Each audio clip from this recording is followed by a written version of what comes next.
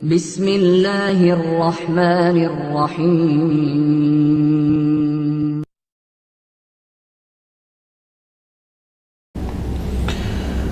بسم اللہ الرحمن الرحیم التجرید لغة ازالة الشیء عن غیرہ واصطلاحا ان ينتزع المتکلم من امر ذی صفت امرا آخر مثلہ فی تلک الصفہ۔ موضوع ہمارا علم بدیع میں محسنات معنویہ چل رہا ہے۔ ان میں سے 12واں محسن جو صاحب الجواہر نے ذکر فرمایا ہے وہ ہے التجرید۔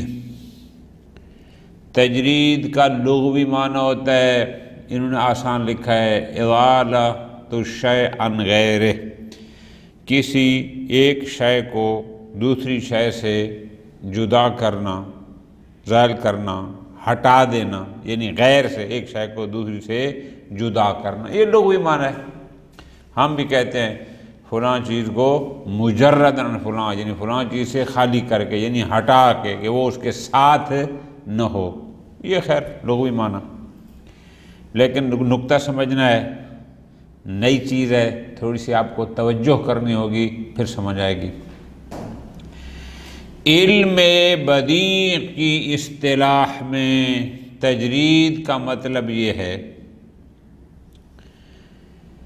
متکلم ایک موصوف کو ایک صفت کے ساتھ متصف دیکھتا ہے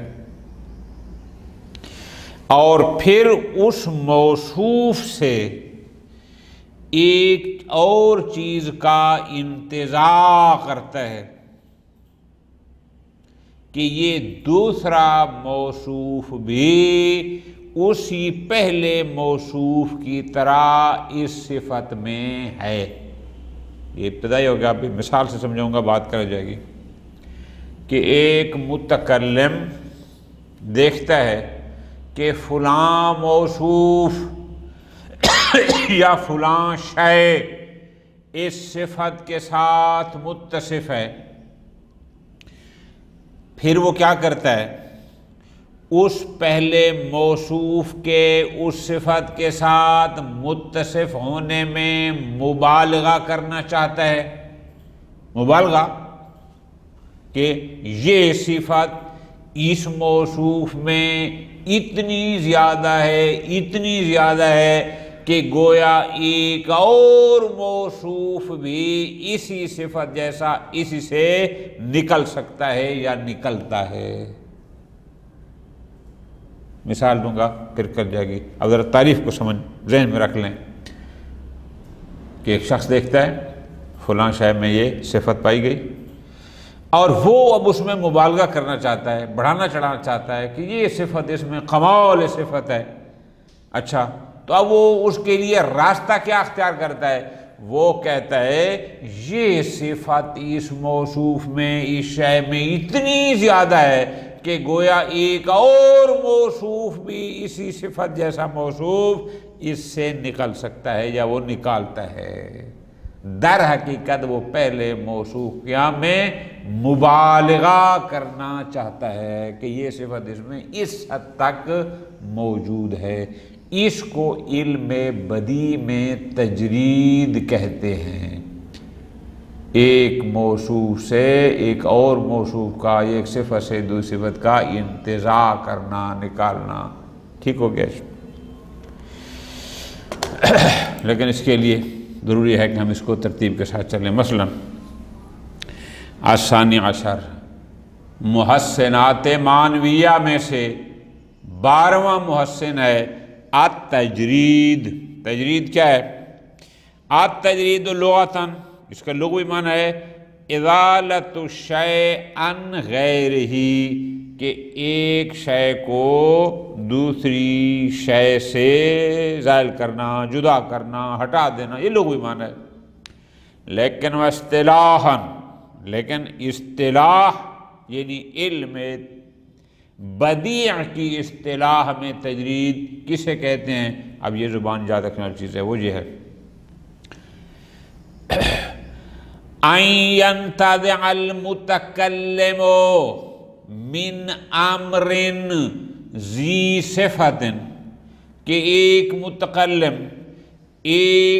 اب لفظی ترجمہ دوں گا، ایک شے ذی صفت سے، یعنی گویا ایک موصوف سے، یا ایک ایسی شے کہ جو ایک صفت پر مشتمل ہے، جس میں ایک صفت پائی جاتی ہے، متکلم اس سے انتزاع کرتا ہے، نکالتا ہے، امرن آخر، ایک اور شے، مثلہ فی تلک صفہ، کہ جو اس صفت میں اس پہلی شے جیسا ہے۔ یہ لفظی ترجمہ ہو گیا، آپ مرادی ترجمہ کریں کہ متکلم ایک شے کو ایک صفت کے ساتھ موصوف دیکھتا ہے اور پھر وہ اس سے انتزاع کرتا ہے، حقیقت نہیں ہوتی، انتزاع کرتا ہے، وہ کہتا ہے کہ اس سے ایک اور شے بھی اسی صفت جیسی نکل سکتی ہے، یا کیوں یہ کام کرتا کیوں ہے؟ مبالغۃً فی کمالہا فی المنتزع منہ، اور جس سے انتزاع کر رہا ہے وہ پہلا امر، وہ پہلی شے، وہ پہلا موصوف در حقیقت اس کے کمال صفت میں مبالغہ کرتے ہوئے بتانا یہ چاہتا ہے کہ یہ پہلی شے، یہ پہلا موصوف، اس میں یہ صفت اتنی زیادہ پائی جاتی ہے حتیٰ انہو قد سار منہا بحیث، حتیٰ کہ وہ اس حد تک ہے کہ یمکن ان ينتزع منہ موصوف آخر بہا، کہ ممکن ہے کہ اس سے ایک اور موصوف اسی صفت جیسا انتزاع کیا جا سکے، نکالا جا سکے، ٹھیک ہے؟ در حقیقت اس کا مقصد اس پہلی شے جو اس صفت سے موصوف ہے، مقصد اس کا اس صفت میں مبالغہ آرائی کرنا ہوتا ہے کہ یہ صفت اس میں اتنی حد تک پائی جاتی ہے۔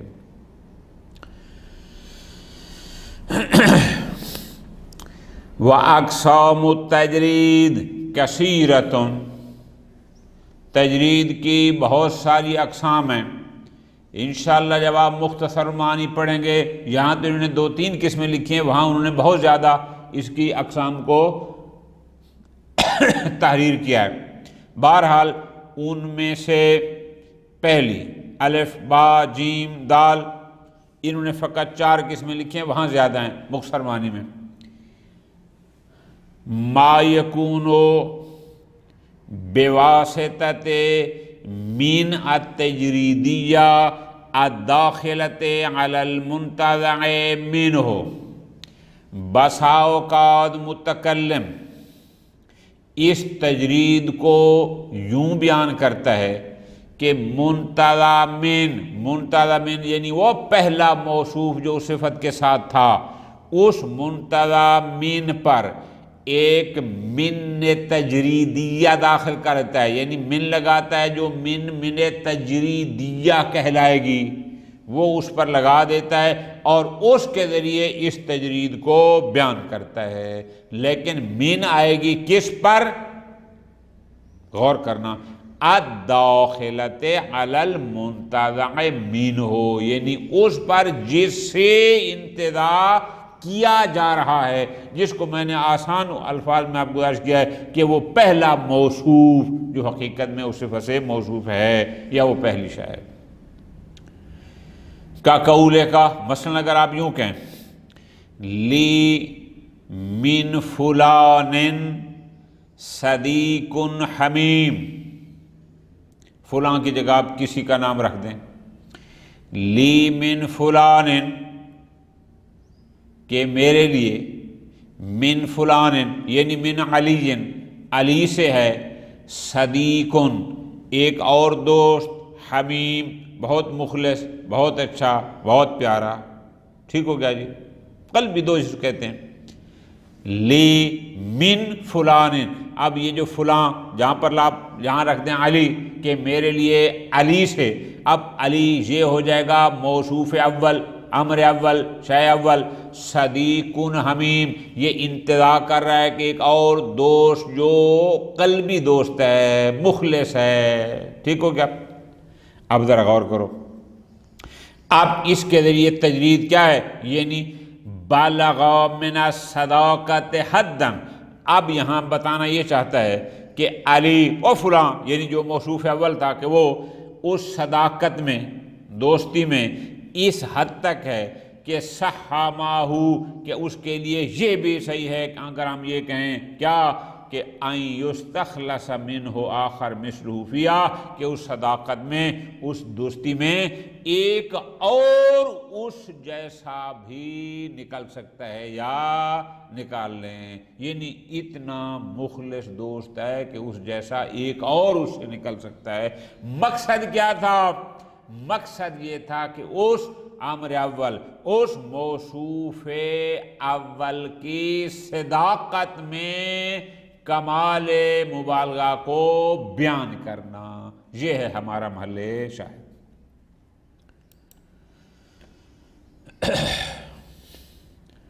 وَنَحْوُ قَوْلِ الشَّاعِرِ، ایک اور مثال، وہ مثال کیا ہے؟ شاعر جہاں بیان کرتا ہے تجرید کو، کیا؟ ترا منہم الاسد الغضب اذا سطوا وتنظر منہم فی اللقاء بدورا۔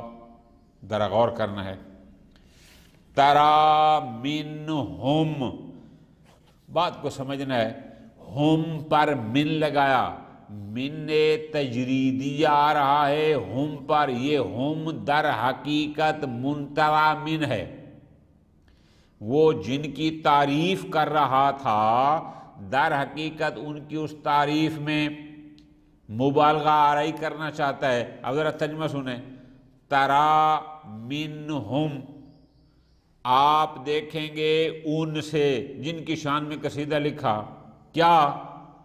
الاسد الغضب، غضبناک شیر کو، اذا سطوا، جب وہ حملہ کریں، یعنی مراد کیا ہے کہ وہ اتنے شجاع ہیں، وہ اتنے بہادر ہیں کہ جب وہ حملہ کرتے ہیں تو تمہیں ایک غضبناک شیر نظر آئے گا، یعنی ان کی صفت شجاعت کو، مبالغہ کو بیان کرتے ہوئے کہتا ہے کہ تو ان میں دیکھے گا اسد غضب، غضبناک شیر، یعنی کیا؟ وہ انتظار کر رہا ہے ایک اور چیز کا، ٹھیک ہے جی، کہ گویا ان جیسے غضبناک شیر موجود ہیں۔ یہ ہمارا یہاں پر محل شاہد ہے۔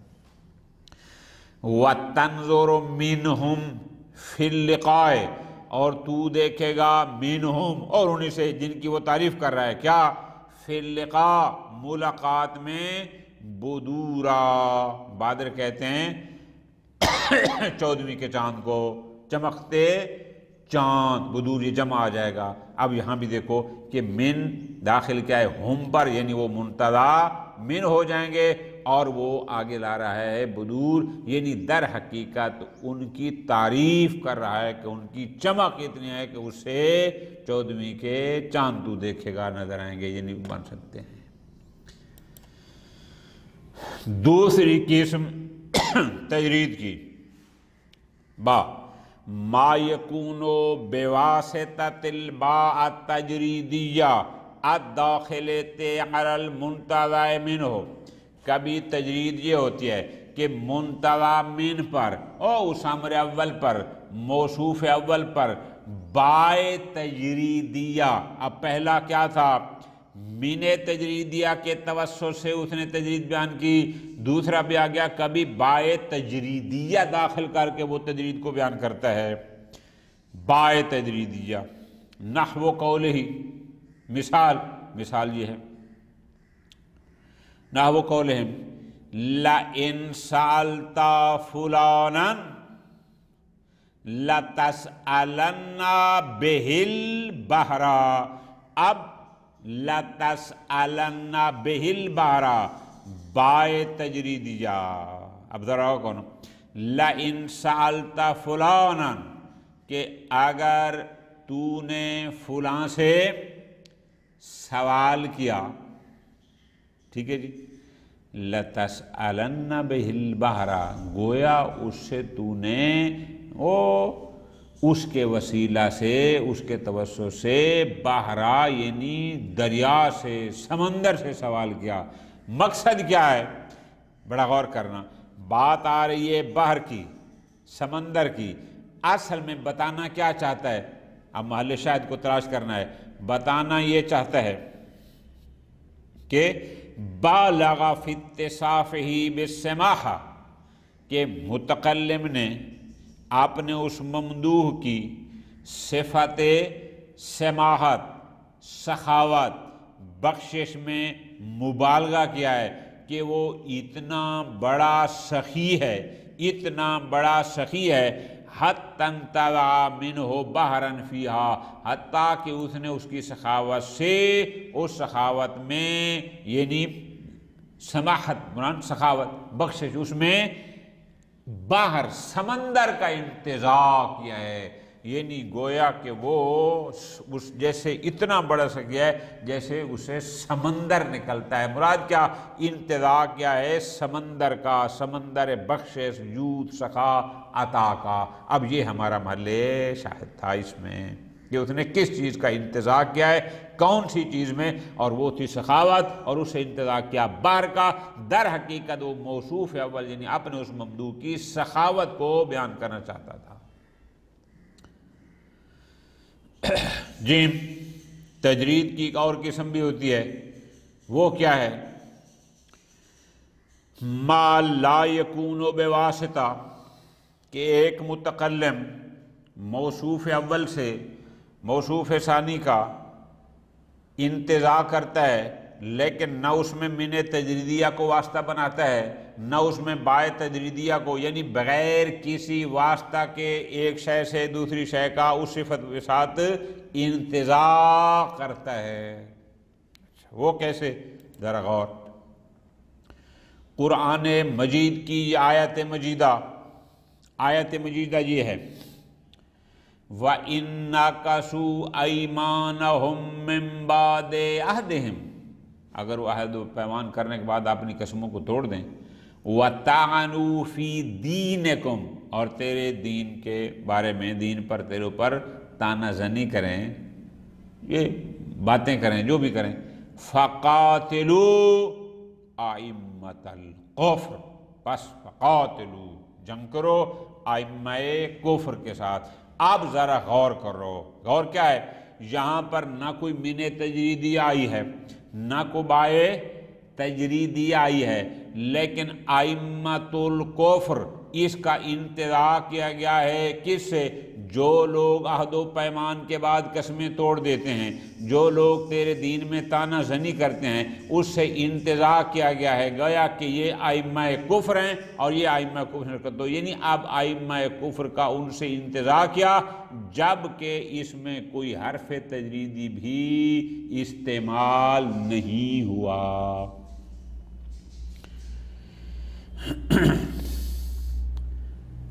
چوتھی قسم دال ما یکونو بطریق الکنایا، متکلم علم بدیع کی اصطلاح میں تجرید کا استعمال کرتا ہے، تجرید کر بیان کرتا ہے، لیکن ما یکونو بطریق الکنایا، لیکن بطریق الکنایا، کنایا کے انداز میں کنایا کرتا ہے، یعنی کہ حروف تجریدیہ کا استعمال نہیں کرتا. اچھا وہ کیسے؟ مثال وہ یہ ہے یا خیر من راکب المطیہ ولا یشرب کاسن بکف من باخلا. یا خیرہ، اے وہ بہترین، من راکب المطیہ، مطیع کہتے ہیں سواری کو جس پر سوار ہو جاتا ہے، جو بندہ کسی سواری پر یا گھوڑے پر مراد میں لے لیں سوار ہو. ولا یشرب کاسن، اور وہ نہیں پیتا پیالہ، جام، بکف اس کے ہاتھ سے من بخلا جو بخیل ہے۔ اب ذرا مزیدار بات کو لینی ہے، یعنی کیا مطلب؟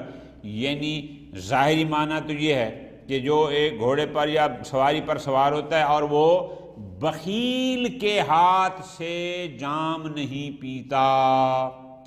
اب ذرا غور کرنا ہے، اس کا شاعر کا یہ کہنا کہ وہ بخیل کے ہاتھ سے نہیں پیتا، یہ کنایہ ہے اس بات سے کیا کہ یہ شخص سخی ہے، کریم ہے۔ کیوں؟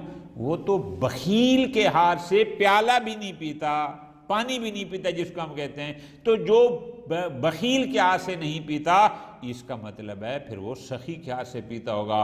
تو اس کے یہ انتزاع کیا ہو رہا ہے کہ وہ شخص بڑا سخی ہے، لیکن اس کی اس صفت سخاوت کے مبالغہ کیسے بذریعہ کنایہ کر رہا ہے کہ وہ تو بخیل کے ہاتھ سے پانی جام بھی نہیں پیتا۔ ٹھیک ہے جی،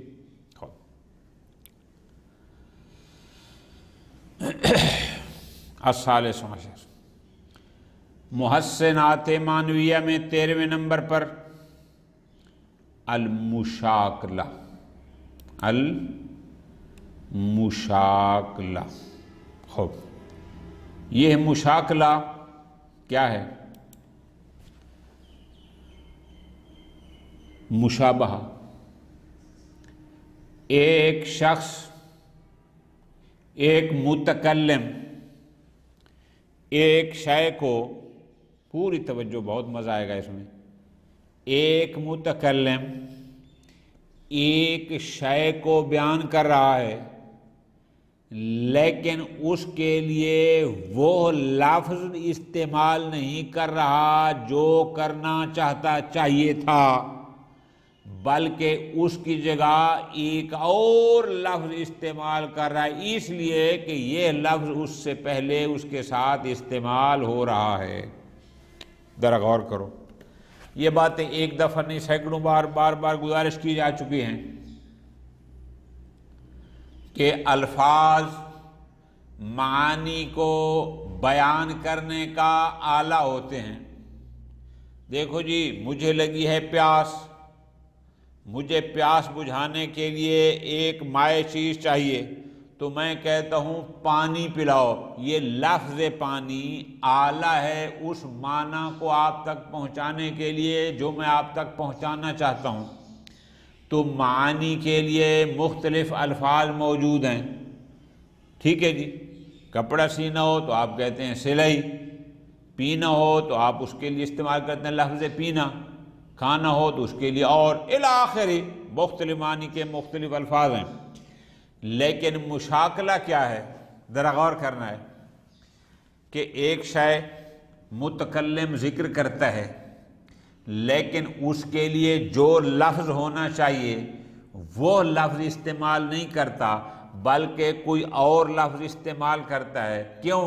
اس لیے کہ یہ لفظ اس کے ساتھ پہلے استعمال ہو چکا ہے، وہ دوبارہ بھی اسی لفظ کو استعمال کرتا ہے، حالانکہ وہ لفظ اس معنی کے لیے نہیں ہے جو وہ بتانا چاہتا ہے۔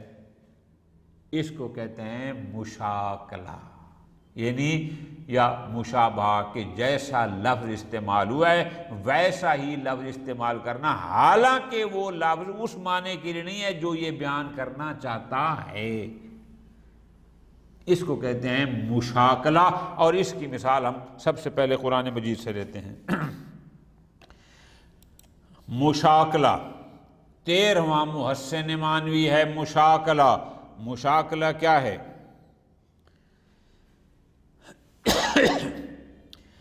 ان یذکر الشیء بلفظ غیرہ، کہ کسی شے کو ذکر کیا جائے بلفظ غیرہ، اپنے لفظ کے ساتھ نہ بلکہ اس کے غیر کے لفظ کے ساتھ۔ کیوں؟ لوقوعہ فی صحبت، اس لیے کہ یہ شے اور اس دوسری غیر کے ساتھ واقع ہوا ہے، تو اس لیے جو لفظ اس کے لیے استعمال ہوا ہے وہی اس کے لیے بھی استعمال کر دیا جائے۔ قرآن مجید کی آیت سب سے بڑا شاہد، وہ کیا ہے؟ وہ یہ ہے تعلم ما فی نفسی ولا اعلم ما فی نفسک، تو جانتا ہے جو کچھ میرے نفس میں ہے، ٹھیک، وَأَلَا أَعْلَمُ، لیکن میں نہیں جانتا ما فی نفسک، جو کچھ تیرے نفس میں ہے۔ اب یہاں پر تعلم ما فی نفسی لفظ نفس استعمال ہوا، پھر لا عالم ما فی نفسک یہاں پر بھی لفظ نفس، یہ جو دوسرا لفظ نفس استعمال ہوا ہے یہ بلفظ غیر ہی استعمال ہوا ہے، ذکر ہوا ہے۔ کیوں؟ اس لیے کہ میں انسان اپنے بارے میں کہہ سکتا ہے کہ تو جانتا ہے جو کچھ میرے نفس میں ہے، لیکن اللہ وہ تو خالق نفس ہے، اس کا تو کوئی نفس نہیں ہے، کیا ہم کہیں کہ تو اپنے نفس میں، تو پس یہاں پر مراد کیا ہے؟ المراد لا عالم ما عندک، بہت توجہ، یعنی اصل مقصود کیا تھا؟ یہ تھا کہ تو جانتا ہے جو کچھ میرے نفس میں ہے، لیکن لا عالم میں نہیں جانتا ما عندک جو تیرے پاس ہے۔ اب معنی مقصود تھا ما عندک، لیکن ما عندک کو تعبیر کیا ہے؟ ما فی نفسک کے ساتھ، کیوں؟ للمشاکلۃ، یہاں مشاکلہ کا استعمال ہوا۔ اب تو بات کلیئر ہو گئی کہ ما فی نفسک میں جو نفس ہے یہ بلفظ غیر ہی ذکر ہوا ہے، اصل یہاں بنتا تھا ما عندک، لیکن نفس کو لایا گیا اور پیچھے جو کہ نبی نفس سے ہی آ چکا تھا اسی لفظ کی، اس کو کہتے ہیں مشاکلہ۔ ایک اور آیت مجیدہ وہ بھی یہاں پر موجود ہے، وہ کیا ہے؟ نسوا اللہ، وہ اللہ کو بھول گئے، فَأَنْسَاهُمْ أَنفُسَهُمْ، پس اللہ نے بھی ان کو انفسہم یعنی ان کی اپنے آپ کو بھلوا دیا، ٹھیک ہے جی۔ اب یہاں غور کرو، نسوا اللہ، یہاں پر نسیان کی بات ہے کہ وہ اللہ کو بھول گئے، آگے بھی آیا فَنَسِيَهُمْ، اب جو فَنَسِيَهُمْ ہے یہ ایسا ہے اعمالہم، یعنی اللہ نے ان کو ان کے حال پر چھوڑ دیا، لیکن احملہم بلفظ غیر ہی استعمال ہوا فناسیہم۔ ذکر الاحمال ہونا بلفظ النسیان، یہاں احمال کو ذکر کیا گیا ہے لفظ نسیان کے ساتھ، یعنی نسوا اللہ فناسیہم، جبکہ ہونا کیا تھا؟ نسوا اللہ، اچھا کدھر گیا جی؟ ذکر الاحمال ہونا بلفظ النسیان، یہاں احملہم کو ذکر الاحمال ہونا بلفظ النسیان استعمال، کیوں؟ لوقوعہ فی صحبت، چونکہ وہ نسوا اللہ نسیان کے ساتھ واقع ہوا ہے، تو اس لیے یہاں بھی یہ استعمال ہوا ہے، ٹھیک ہو گیا جی۔ خوب، نسوا اللہ فناسیہم، یہ سورہ توبہ کی ہے، البتہ نسوا اللہ فانساہم انفسہم وہ البتہ سورہ مائدہ کی ہے۔ فناسیہم، اب اللہ بھی ان کو بھول گیا، نعوذ باللہ، خدا تو بھولنے والا ہے نہیں، یعنی احملہم، ناسیہم سے مراد یعنی احملہم، ان کو ان کے حال پر چھوڑ دیا۔ فرماتے ہیں وَمِن ذَلِكَ، اب مشاکلہ کی اور مثال بیان کرنا چاہتے ہیں۔ ما ہو کیا ان ابی الرقمہ، وہ کیا ہے؟ ایک حکایت ہے، قصہ ذکر ہوا ہے ابی الرقمہ سے، وہ کیا ہے؟ وہ یہ ہے کہ ان اصحابا لہو، کہ اس کے کچھ ساتھی تھے، دوست تھے، ارسلوا یدعونہ الی الصبوح فی یوم بارد، ایک ٹھنڈا دن تھا، انہوں نے اس کی طرف بندہ بھیجا، اس کو دعوت تھی ناشتے کے لیے کہ فلاں دن آپ آئیں اور ناشتہ کریں۔ وَيَقُولُونَ لَهُ، اس کے دوستوں نے ابی الرقمہ کو یہ کہہ کر پیغام بھیجا، مَاذَا تُرِيدُ أَن نَّصْنَعَ لَكَ طَعَامًا، آپ کیا چاہتے ہیں ہم تیرے لیے کون سا کھانا بنائیں؟ نش کو ہم اردو میں کہتے ہیں جناب ناشتے میں کیا پسند فرمائیں گے؟ انہوں نے یہ پیغام بھیجا۔ وَكَانَ فَقِيرًا، حالانکہ ابی الرقمہ فقیر آدمی تھا، غریب آدمی تھا، لیس لہو کسوا، اس بیچارے کے پاس تو لباس تک بھی نہ تھا، تقیت البار، تاکہ وہ ٹھنڈک سے بچ سکے، اس کے پاس ٹھنڈ سے بچنے کے لیے لباس تک نہیں تھا، اور انہوں نے اس کو کہا کہ ہم تیرا ناشتہ بنانا چاہتے ہیں اور آپ بتائیں کہ تیرے لیے کیا کچھ ہونا چاہیے، ٹھیک ہے جی۔ فَلَيْسَ لَهُ كِسْوَةٌ، اس کے لیے تو لباس تک ہی نہیں تھا، تقیہ البردہ، جو اس کو ٹھنڈ سے بچائے۔ فَكَاتَبَ إِلَيْهِمْ، اب رقمہ نے ان دوستوں کو یہ شعر لکھ کر بھیجا۔ اچھا کیا لکھ کر بھیجا؟ بہت مزیدار ہے، ذرا سمجھنا ہے بات کو۔ وہ یہ ہے، اصحابنا قصدوا الصبوح بسحرۃ، میرے دوستوں نے قصدوا الصبوح، صبح یعنی ناشتے کا پروگرام بنایا کہ ایک صبح آپ آئیں اور آپ کے لیے ایک ناشتہ بنایا جائے۔ صبح کہتے ہیں یعنی جو ناشتے میں کھایا جاتا ہے، سحرہ ایک صبح۔ وَأَتَى رَسُولُهُمْ إِلَيَّ، اور ان کا رسول یعنی ان کا نمائندہ پیغمبر جس کو انہوں نے پیغام دے کر بھیجا، وہ میرے پاس آیا خصیصاً، اسپیشل طور پر، خاص طور پر۔ قَالُوا اقْتَرِحْ شَيْئًا نُجِدْ لَكَ طَبْخَهُ، مجھے انہوں نے یہ کہا کہ آپ، قالو انہوں نے کہا، اقترا شیئن، آپ پیشنہاد کریں، آپ فرمائش کریں کسی چیز کی، نجد لک طبخہ، کہ اس کو ہم اچھی طرح آپ کے لیے پکائیں، تیار کریں۔ یعنی مراد کیا کہ انہوں نے مجھے کہا آپ اپنی پسند کی چیز بیان کریں تاکہ ہم اس کو بہترین کر کے پکائیں اور تمہیں دیں۔ اب ذرا غور کرنے لفظ میں، قل، تو میں نے ان کو کہا، اطبخوا یا جبتن و قمیصا، میرے لیے ایک جبہ اور ایک قمیص پکاؤ۔ اب ذرا لطف کرو، کون سا؟ کہ جناب جبہ اور قمیص پکائے تو نہیں جاتے، وہ تو سلے جاتے ہیں، لیکن اس نے خی تو نہیں کہا کہ میرے لیے وہ سیو، بلکہ اس نے کہا اطبخوا، کیوں؟ یہ مشاکلہ ہے۔ او نجد لک طبخہ، چونکہ پیچھے ناشتے کی بات ہو رہی تھی، کھانے پینے کی بات ہو رہی تھی، طابخ پکنے کی بات ہو رہی تھی، تو اس نے اسی طابخ کی مشابہت میں اطبخوا کہہ دیا، اور اس نے خیتو نہیں کہا، اس کو مشاکلہ کہتے ہیں۔ ٹھیک ہو گیا جی؟ یہ ہے ہمارا محل شاہد۔ واقع قول ہی ایک اور شعر ہے، وہ شعر یہ ہے،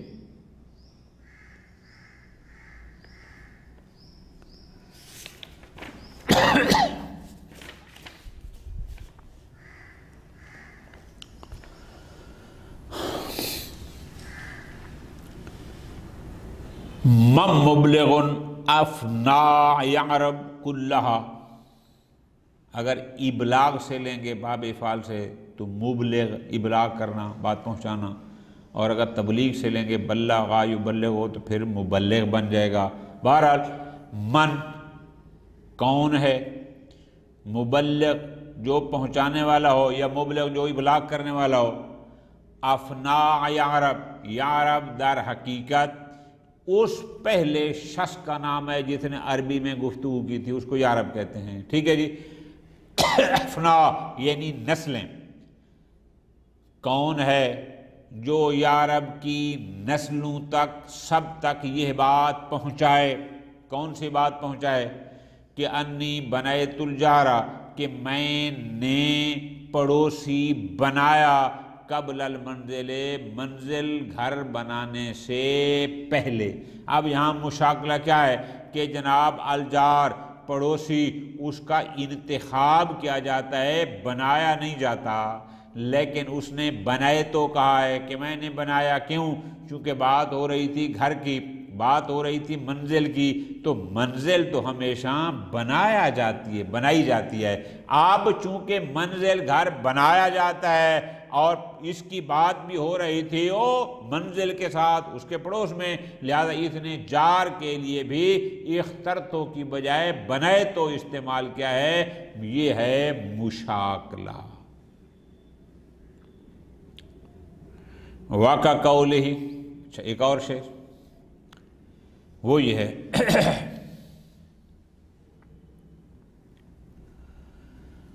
الا لا یجہلن احد علینا فنجہل فوق جہل الجاہلین، یہ غالباً عمرو بن کلثوم کا شعر ہے۔ خوب، الا خبردار، لا یجہلن احد علینا، تم میں سے کوئی بھی ہم پر جہل نہ کرے۔ یہاں جہل سے مراد وہ جہالت والا معنی نہیں ہے نہ جاننے والا، بلکہ یہاں مراد ہے ستم، ظلم نہ کرے۔ فنجہل فوق جہل الجاہلین، ورنہ ہم بھی پھر جہل کریں گے، یعنی زیادتی کریں گے، فوق جہل الجاہلین، تمام جاہلوں کے جہل سے اوپر، یعنی ہر زیادتی کرنے والے کے سے زیادہ پھر ہم کریں گے۔ اب یہاں پر لفظ ہے فنجہل، اب نجہل کا معنی یہاں کیا ہے، یعنی ہم اس کو نجہل، اصل مقصود کیا ہے، ہم اس کو نرد بقوت، ہم اس کو قوت اور طاقت کے ساتھ پلٹائیں گے، رد کریں گے، بات سمجھے گی نا، سختی کے ساتھ۔ لیکن چونکہ الا لا یجہلن پیچھے لا یجہلن آیا تھا، تو اس کی وجہ سے یہاں بھی اس نے فنجہل کا استعمال کیا ہے، یہ مشاکل ہے، ورنہ اصل اس کا مقصد ہے کہ ہم اس کو پلٹا دیں گے، پوری قوت اور سختی کے ساتھ اس کا جواب دیں گے، لیکن اس کے لیے لفظ غیر ہی استعمال کیا ہو، نجہل، چونکہ پیچھے لا یجہلن آیا تھا۔ ٹھیک ہو گیا جی۔ 14ویں نمبر پر جو محسن معنوی بیان ہوا ہے وہ ہے المزاوجہ۔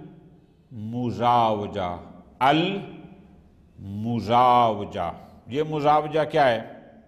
بالکل آسان، کہ ایک متکلم کلام کرتا ہے، اپنی کلام میں ایک شرط ذکر کرتا ہے اور ایک جزا ذکر کرتا ہے، لیکن اس شرط اور جزا میں کیا کرتا ہے، ایک ہی لفظ استعمال کرتا ہے، لفظ ایک کو، کہ جو اس پر تھا وہی اس پر، یعنی جزا میں جو لفظ استعمال کیا، یعنی شرط میں کیا، اسی کو پھر جزا میں لے آتا ہے، اس کہتے ہیں مزاوجہ۔ مزاوجہ، مزاوجہ کا معنی ہوتا ہے ملا دینا، آپس میں مکس کرنا، ٹھیک ہے جی، مزاوجہ یعنی مشابہ۔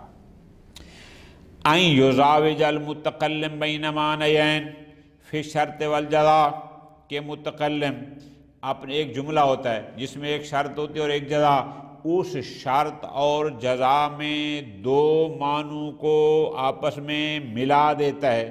کیسے ملاتا ہے؟ بِأَن یرتب علی کل منہما معنی رتب علی الآخر، کہ جس پر پہلی چیز کا وہ مرتب کیا، دوسرا بھی اسی پر مرتب کیا۔ اب یہ لفظی ترجمہ ہے، ذرا بات کو سمجھو، وہ کیا ہے؟ مثلا اب اس کی وضاحت کریں گے، کلیئر ہو جائے گا۔ وہ یہ ہے اذا ما نہى الناہی فلج بی الہوی اساخت الی الواشی فلج بہ الحجر۔ اب ذرا اس کو غور کرو، اذا ما نہى الناہی، جب ناہی نے یعنی نہیں کرنے والے نے مجھے روکا، مجھے نہیں کی، مجھے کہا کہ فلاں محبوبہ سے محبت مثلا نہ کرو، فلج بی الہوی، تو میرے اندر اس عشق نے، خواہش نے لجا، لجاجت کی، یعنی اور زیادہ سخت ہو گیا اور بڑھ گیا۔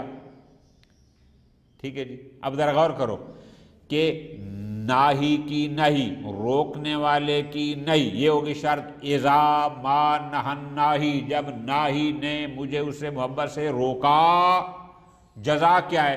فا جزائیہ، فلج بی الہوی، تو میرے اندر عشق، خواہش، محبت لجا، یعنی اور زیادہ سخت ہو گئی، اور زیادہ ہو گئی۔ یہ ہو گیا۔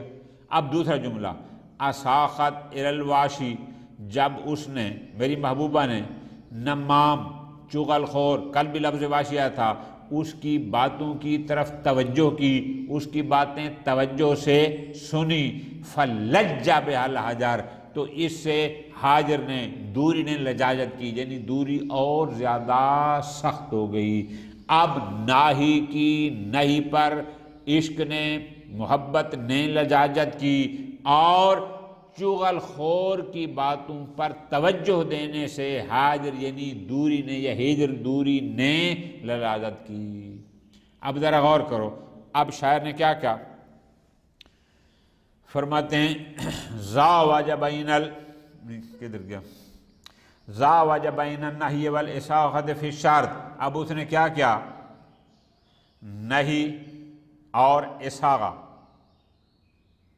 ناہی کی نئی کہ ناہی یعنی وہ جس نے کہا کہ تم مجھ سے محبت نہ کرو، اب یہ ہو گئی، اور ادھر واشی یعنی چغل خور کی باتوں پر غور کرنا، توجہ کرنا، سننا۔ اب ادھر یہ شرط ہے، ادھر وہ شرط ہے۔ اب ان کو اس نے کیا کیا، زاوج بین النہی والاساغہ فی الشرط والجزاء، اس شرط و جزا میں، یعنی پہلی میں بھی شرط نہیں تھی، دوسری شرط اساغہ تھی، اب اس نے مزاوجہ کیا ہے، کیسے، بترتیب اللجاج علیہما، کہ پہلی شرط پر بھی لجاجت جزا ہے، دوسری پر بھی لجاجت یہ جزا ہے۔ یہ اس کہتے ہیں مزاوجہ، کہ دو معنی کو شرط و جزا میں ایک جیسا بنایا، کہ پہلی شرط تھی اس پر بھی جزا لجاجت ہے، دوسری شرط تھی اس پر بھی لجاجت ہے۔ ٹھیک ہو گیا۔ وَقَ قَوْلِهِ، اس طرح ایک اور آخری شعر ہو گیا، غالباً ابو عبادہ کا یہ شعر ہے، وہ کہتا ہے کہ